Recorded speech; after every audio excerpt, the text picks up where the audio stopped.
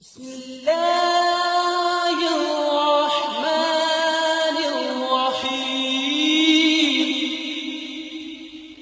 مولاي صل وسلم دائما أبدا على حبيبك خير الخلق كلهم.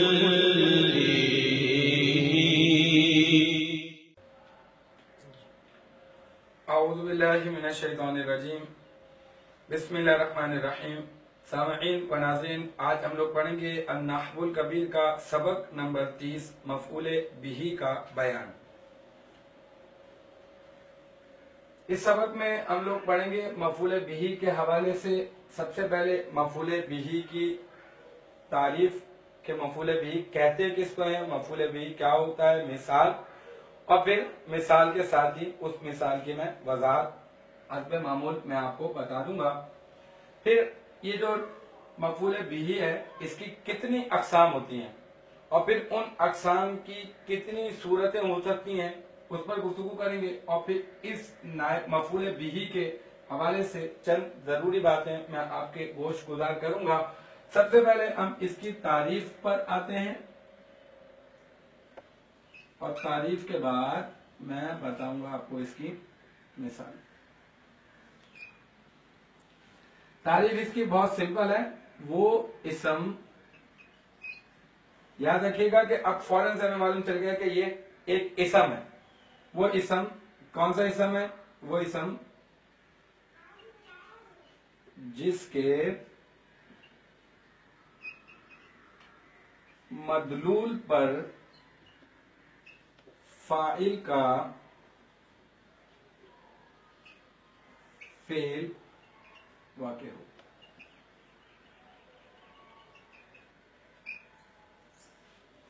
اس مدلول والی چیز کو میں آسان کر کے میں آپ کو سمجھا دیتا ہوں. پہلے بھی کچھ اسباق کے اندر جب ہم نے مرکب توصیفی پڑھا تھا تو مرکب توصیفی کی بحث میں نے اس مدلول کو اچھی طرح سے سمجھا دیا تھا. لیکن یہاں پر مفعول بہ پڑھنا ہے اور اس کی تعریف میں یہ لفظ دوبارہ سے استعمال کیا گیا ہے تو میں آپ کو دوبارہ سے بتا دیتا ہوں. دیکھیں، ایک ہوتا ہے لفظ اور لفظ ہوتا ہے دال. دال سے مطلب یہ کہ لفظ دلالت کرنے والا ہوتا ہے. اور ایک ہوتا ہے مدلول. مدلول کیا ہوتا ہے؟ مدلول ہوتی ہے کوئی نہ کوئی ذات، کوئی نہ کوئی شے. اب جیسے ہی مثال کے طور پر میں یہاں پر ایک نام لکھتا ہوں بکر. اب یہ بکر کیا ہے؟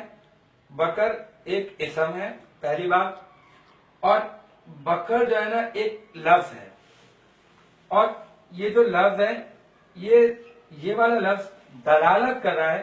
یہ والا لفظ بکر لفظ جو ہے وہ دلالت کر رہا ہے، لیکن کوئی نہ کوئی ذات ضرور موجود ہے کہ جس کی ذات پر یہ دلالت کر رہا ہے. مثال کے طور پر میں کہتا ہوں بورڈ، لفظ بورڈ، تو اس کا مطلب یہ پوری کی پوری یہ جو ذات ہے، یہ جو بورڈ آپ کو یہاں پہ لگا ہوا نظر آ رہا ہے، یہ پورا کا پورا بورڈ میرے لفظ بورڈ کا مدلول ہے. یعنی جو دلیل ہے، میرا لفظ ہے وہ دلالت کرنے والا ہے، لیکن جس پر دلالت کروانا مجھے مقصود ہے وہ یہ بورڈ ہے. بالکل اسی طریقے سے میں کہتا ہوں قلم، تو یہ قلم کیا ہے؟ قلم ایک لفظ ہے، اور یہ جو پوری کی پوری یہ جو قلم کی ذات آپ کو نظر آ رہی ہے یہ ایک شے ہے. یہ ہو جائے گا میرے لفظ قلم کا مدلول. تو اب یہاں پر اس کی تعریف سمجھنا، مفعول بہ کی تعریف سمجھنا اب آپ کے لیے بہت آسان ہو جائے گا. یہاں پہ میں مثال لکھ دیتا ہوں آپ کو. ضرب زید بکرا. ہم پہلے پڑھ چکے ہیں کہ فعل ماضی کیا ہوتا ہے، تو ہمیں معلوم ہے کہ یہ فعل ماضی ہے اور صیغہ واحد مذکر غائب ہے. اس کے بعد ہمیں معلوم ہے کہ فعل کے بعد عموماً فاعل ہوتا ہے. ہم اس فعل کا یہ جو ماننے کا کام کیا ہے، اس کا فائل تلاش کرنے کے لیے نکلے کہ اس کا فائل کیا ہوگا، تو ہمیں معلوم چلا کہ یہ جو زید ہے یہ اس کا فائل ہے، اور یہ کیا ہے، ضربہ کیا ہے، یہ ہے فعل، اور یہ زیدن کیا ہے، یہ اس کا فائل ہے، اور یہ بکرن کیا ہے، یہ ہے مفعول۔ اصل میں یہ بکرن مفعول نہیں ہے، جو بکر کی جو ذات ہے نا، مثال کے طور پہ میں سمجھتا ہوں کہ آپ کو آسانی سے سمجھانے کے لیے میں نے کہہ دیا یہ بکر ہے، میرا جو لفظ بکر ہے وہ جو ایک لفظ ہے، اور اس بکر کی ایک کوئی نہ کوئی ذات ہے، کوئی نہ کوئی سامنے ایک شخصیت ہے جو مجھے نظر آ رہی ہے کہ بھائی یہ بکر ہے۔ اب اس کی تعریف کو سمجھتے ہیں کہ وہ کیا ہوتا ہے، مفعول بہ، یہ اس کے اندر اس مثال میں مفعول بہ ہے، اور مفعول بہ وہ اسم ہے، وہ اسم جس کے مدلول پر یہ اسم ہے، اور یہ اس اسم کا مدلول ہے، اور وہ اسم جس کے مدلول پر فاعل کا فعل واقع ہو۔ تو یہ مارنے کا جو فعل ہے، مارنا فعل ہے، اور مارنے والی ذات جو ہے وہ زید کی ہے، اور جس کو مارا گیا ہے، جو پٹا ہے اس مثال میں، وہ ہے بکر۔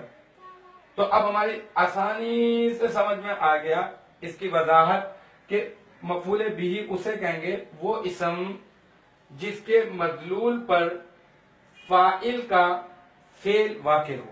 اس ذہن میں رکھیے گا اس مثال کو، بہت زیادہ آسانی ہوگی کہ وہ اسم جس کے مدلول پر فاعل کا فعل واقع ہو۔ اب اس کی اقسام پر بات کرتے ہیں۔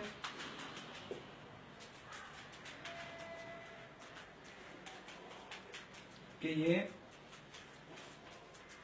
مفعول بہ کی اقسام کتنی اور کون کون سی ہوں گی۔ مفعول بہ تو ہماری سمجھ میں آ گیا کہ مفعول بہ ہم کسے کہیں گے۔ ایک ہوتا ہے مفعول بہ صریح، اور پھر صریح کی جو صورتیں ہوتی ہیں وہ میں آپ کو بتاؤں گا۔ ایک ہوتا ہے مفعول بہ غیر صریح، اور غیر صریح کی جو صورتیں ہوتی ہیں وہ بھی میں آپ کو بتاؤں گا۔ سب سے پہلے ہم یہ جانتے ہیں کہ مفعول بہ صریح کیا ہوگا۔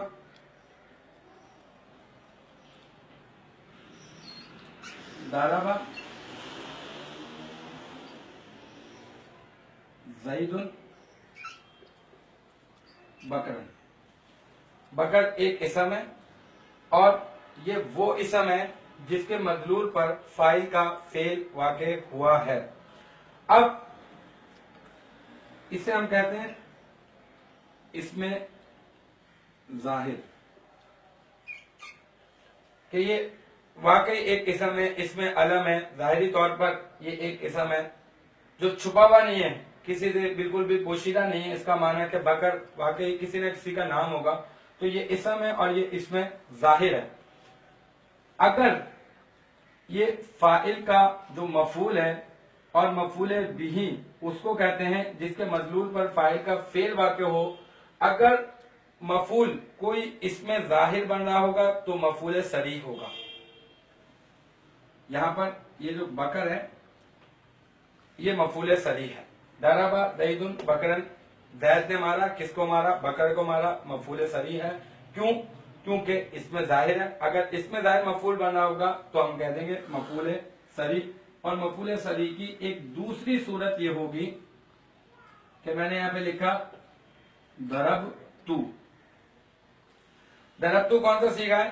ضرب، ضربا، ضربو، ضربت، ضربتا، ضربنا، ضربتا، ضربتما، ضربتم، ضربتی، ضربتما، ضربتن، اور یہ ضربتو، اس کا مطلب واحد متکلم کا صیغہ ہے۔ اچھا، اب یہ ضربتو واحد متکلم کا صیغہ ہے، تو اس کا فاعل کہاں ہے؟ ہمیں معلوم ہے کہ اس کا فاعل یہ جو ضمیر ہے، یہ جو تو ضمیر ہے، یہ اس کا فاعل ہے۔ ٹھیک ہے، بالکل۔ اب یہاں پر کس کے لیے جگہ خالی ہے؟ مفعول کے لیے جگہ خالی ہے۔ اب مفعول کیا بنے گا؟ میں نے مفعول کی جگہ پر میں نے لکھ دیا ہو، اور ہو کیا ہے؟ ہم نے ضمائر کے بیان میں پڑھا تھا کہ ہو ضمیر منصوب متصل ہے. ہو کا مطلب اس کو، ضربتہ میں نے مارا اس کو. تو یہ جو اس کو ہے یہ کیا ہے؟ یہ ضمیر کیا ہے؟ اس وقت یہ ضمیر مفعول بن رہی ہے. اگر ضمیر بھی مفعول بن رہی ہو تو ہم کہہ دیں گے کہ یہ مفعول بہ صریح ہے. تو مفعول بہ صریح کی دو صورتیں بن گئیں کہ اگر اس میں ظاہر مفعول بن رہا ہوگا تو مفعول صریح، اور اگر کوئی ضمیر مفعول بن رہی ہوگی تو پھر بھی مفعول صریح. اب آ جاتے ہیں مفعول غیر صریح کی طرف.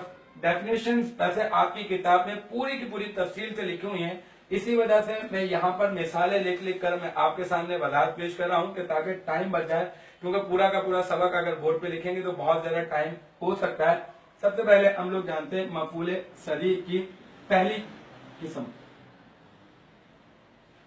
پہلی صورت علمت. بالکل اس کی طرح یہ علمت کون سا سیکھا ہے؟ فعل ماضی واحد متکلم، اور اس میں یہ جو تو ہے یہ ضمیر کیا بن رہی ہے؟ یہ ضمیر کیا بن رہی ہے؟ فاعل. اب یہاں پر یہ جو جگہ خالی ہے اس کی، یہ جگہ پر آنا چاہیے مفعول، لیکن ہم مفعول کو تلاش کرنے کے لیے چلے تو ہمیں یہاں پر نظر آیا انا، اور انا ہم نے پڑھا تھا جو حروف عاملہ پڑھے تھے. حروف عاملہ میں ہم نے حروف مشبہ بالفعل پڑھے تھے، اور حروف مشبہ بالفعل میں ایک انا ہوتا ہے، ایک انا ہوتا ہے، ایک کانا ہوتا ہے، لاکنہ، لیکا، لعلہ، وہ 6 ہوتے ہیں. وہ ہماری بحث نہیں چل رہی ہے، صرف اور صرف میں یاد دلانے کے لیے آپ کو اس طرف آپ کا مائنڈ لے کے جانا چاہ رہا ہوں کہ یہ انا کو دیکھ کر گھبرائے مت. یہ انا کیا ہے؟ یہ حروف مشبہ بالفعل میں سے ہے، اور یہ انا کہاں پر داخل ہوتا ہے؟ یہ کسی نہ کسی اسم پر داخل ہوتا ہے. جہاں پر انا یا انا کوئی بھی حروف مشبہ بالفعل میں سے نظر آئے تو ہم فوراً سے سمجھ جائیں گے کہ اس کے بعد اس کا اسم بھی ہوگا اور اس کی خبر بھی ہوگی. تو یہ کاف جو ہے ضمیر اس کا اسم ہو گئی، اور یہ مجتہدن یہ کیا بن گیا؟ یہ اس کا اس انا کی خبر. تو یہ انا کیا ہے؟ حرف مشبہ بالفعل، اور حرف مشبہ بالفعل کے بعد یہ کاف کیا ہے؟ یہ ہے انا کا اسم. اور یہ مجتہدن کیا ہے؟ یہ مجتہدن ہے انا کی خبر. تو انا یا انا اپنے اسم اور خبر کے ساتھ مل کر آپ کو یاد ہوگا اچھی طرح سے کہ یہ بنتا ہے جملہ اسمیہ خبریہ. اس کا مطلب یہ پورا کا پورا جملہ بن گیا، اور ہمیں چاہیے تھا یہاں پر مفعول، اور جب ہم مفعول تلاش کرنے کے لیے نکلے تو ہمیں مل گیا انا، اور جب انا مل گیا تو ہم نے فوراً سے جان لیا کہ اس کا مطلب اس کے بعد اس کا انا کا اسم بھی ہوگا، انا کی خبر بھی ہوگی. ہمیں اس کا اسم اور خبر مل گیا. بہرحال المختصر ہم نے انا حرف مشبہ بالفعل کو اس کے اسم اور خبر سے ملا کر جملہ اسمیہ خبریہ بنا دیا. اب ہمارے پاس مفعول کی جگہ پر پورا کا پورا جملہ ہے. اب اس جملے کو ہم نے مفرد کی تعویل میں لینا ہے. مفرد ایک ہوتا ہے واحد، مطلب اکیلا، اور جو جملہ ہوتا ہے وہ مرکب ہوتا ہے. اب یہاں پر یہ پورا کا پورا مرکب ہمیں نظر آ رہا تھا، لیکن ہم نے اس مرکب کو مفعول بنانے کے لیے پہلے مفرد کی تعویل میں لیا. مفرد کے کپڑے پہنا دیے، مفرد اس کے ظاہری معنی کو ہٹا کر جو ہے نا، جو مطلب یہ جو جملہ بن رہا تھا اس کو ہم نے تعویل کر کے اسے مفرد کی تعویل میں لے لیا. اور مفرد کی تعویل میں لینے کے بعد ہم نے اس فعل کے لیے اس کو انا کا مجتہدن، اس پورے کے پورے خبر کو مفرد کی تعویل میں لینے کے بعد ہم نے بنا دیا مفعول. تو اس کا مطلب اس وقت جو مفعول ہے وہ پورا کا پورا جملہ ہے. بس مفعول غیر صریح کی پہلی قسم کیا ہے؟ پہلی قسم یہ ہے کہ اگر जुमला पूरा का पूरा एक जुमला मफऊल बन रहा होगा तो हम पहले उसे मुफरद की तावील में लेंगे और मुफरद की तावील में लेने के बाद मफऊल बनाएंगे। अगर जुमला मुफरद की तावील में होने के बाद अगर मफऊल बन रहा होगा तो हम कह देंगे भाई वो मफऊल सरीह नहीं हो सकता, क्योंकि मफऊल सरीह में के बारे में हम पहले ही पढ़ चुके हैं कि या तो जमीर मफऊल बन रहा होगा, बन रही होगी, या फिर कोई भी इसमें जाहिर मफऊल बन रहा होगा। और यहाँ पर तो पूरा का पूरा जुमला जो है वो मफऊल बन रहा है, तो इसका मतलब हम इसे क्या नहीं कह सकते, हम इसे मफऊल सरीह नहीं कह सकते, बल्कि ये होगा मफऊल गैर सरीह। अब एक और मफऊल गैर सरीह की एक और सूरत, ज़नन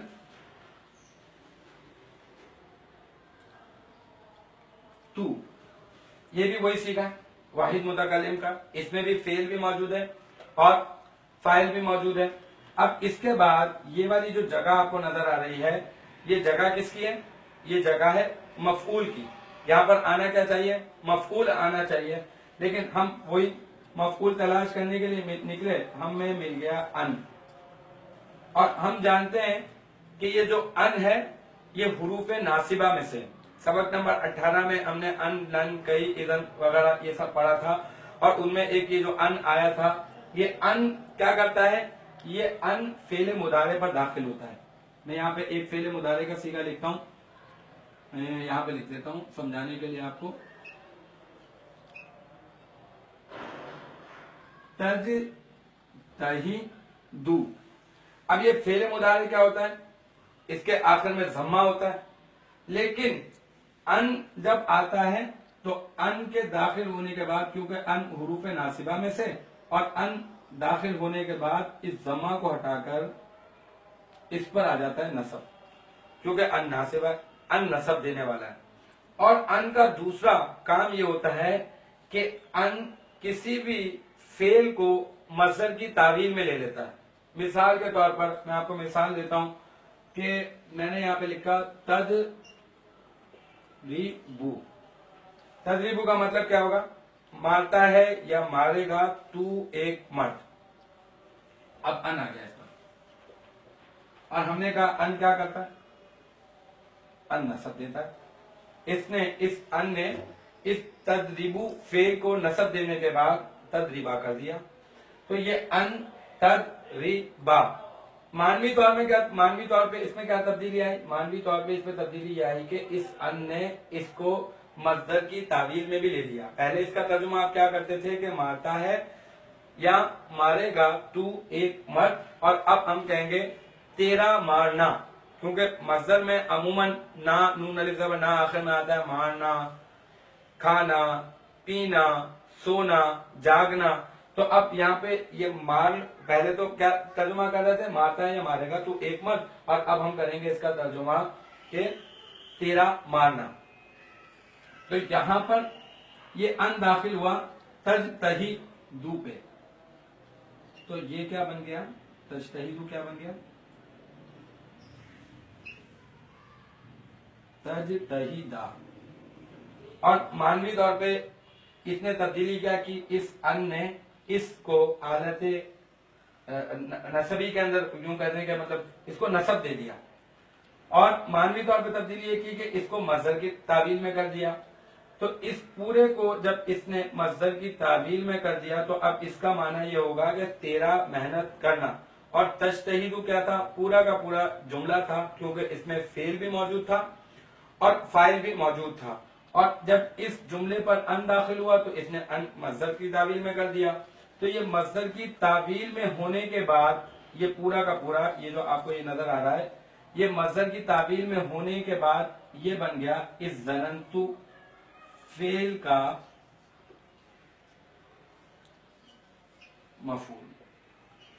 और अगर कोई भी जुमला मस्दर की तावील में होने के बाद अगर क्या बनता है, मफूल बनता है, तो हम कह देंगे कि ये मफूल बिही गैर सरी है। पहली सूरत क्या है कि जुमला मुफरद की तावील में होकर मफूल बनेगा तो, और दूसरी सूरत क्या है कि अगर जुमला मस्दर की तावील में होकर मफूल बनेगा तो हम कह देंगे कि ये मफूल गैर सरी है। آگے چلتے ہیں، اس کو اور سمجھاتا ہوں. مفعول غیر صریح کی، مفعول غیر صریح کی ایک اور قسم بھی ہے، اس کو میں مٹا دیتا ہوں آپ کی آسانی کے لیے.